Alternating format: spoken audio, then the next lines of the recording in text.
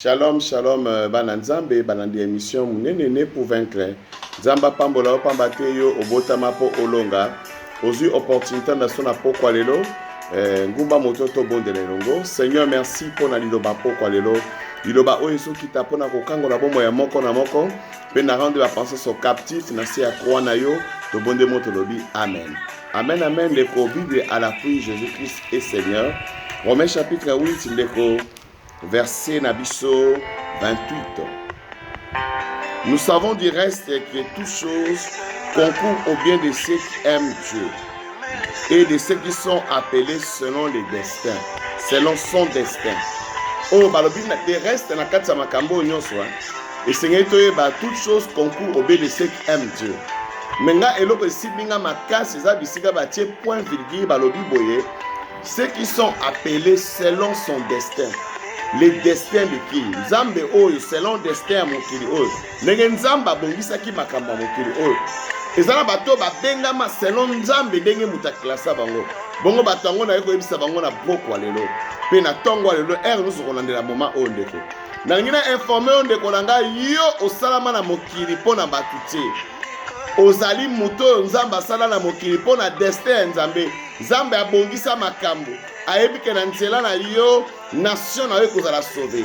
Ayebi na nzela na yo makambo ekobongwama. Me yoka makanisi ya bato. Yoka ba projet ya bato. Esalamaki na Égypte. Balobi na Pharaon to remarqué que peuple o bazo développer mingi. Soki totiki bango bakoleka biso sengeli to boma bango. O ndeko nanga makambo bazo zwa na mokili. Ba ideo bato bazwi wana. Eza ya lelo te. Esalama na Bible. Dans l'Ancien Testament.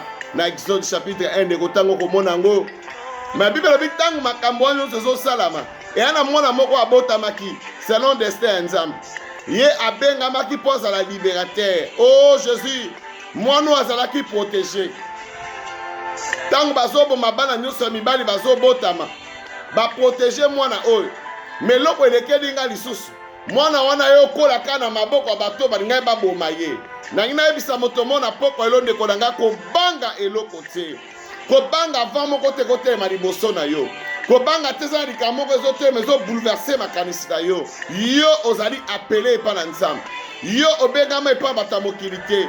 C'est pas les hommes nde badesida mpo nga na yo tovivre eyana bato te bakotaki na congrès baloba ete toyi tosala bato non nzambe abai nasala moto na image na nga na ressemblance na nga yo oza image ya nzambe oza ressemblance ya bato ya mokili te ya basorcier ya famille na yo te ya basorcier ya mboka na yo te tika naloba na yo fléau moko te attaque moko te ekoatteindre yo pamba te bible ezoloba na biso boye même si baflèche oyo eservolaka likolo eye même si ba contagié eye ezala ba fléau etelemi ekoatteindre biso te yeba ndeko na nga na kombo na Yesu Masiya mutu abengama selon volonté ya nzambe abengama selon appel ya nzambe atali kambango yeneni ekoatteindre ye te. Mais dans toutes ces choses na kati ya makambo nyonso bible lobi eza malamu mpo na biso biso topamboli nzambe mpo na periode oyo ya confinement ndeko eza mabe te eza periode ya intimité